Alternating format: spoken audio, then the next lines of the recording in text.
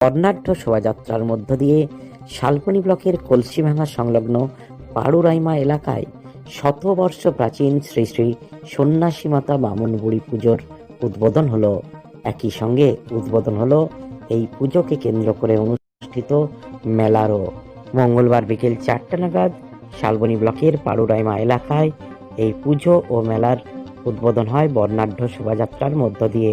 প্রসঙ্গত উল্লেখ্য, পৌষ সংক্রান্তির ঠিক পরের দিনই কৃষিজীবী ও গ্রাম্য সমাজের এক জাগ্রত দেবী রূপে শ্রী শ্রী সন্ন্যাসী মাতা বামন বুড়ির পুজো হয়ে আসছে গত 100 বছরেরও বেশি সময় ধরে।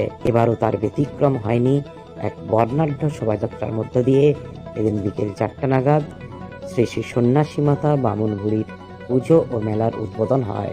এদিনের এই বর্ণাঢ্য শোভাযাত্রা ও উদ্বোধনী অনুষ্ঠানে উপস্থিত ছিলেন শালবনী পঞ্চায়েত সমিতির সভাপতি নেপাল সিংহ, মেদিনীপুর সদর মহকুমা ক্রীড়া সংস্থার যুগ্ম সম্পাদক সন্দীপ সিংহ সহ মেলা কমিটির সভাপতি, সম্পাদক সহ সদস্যরা।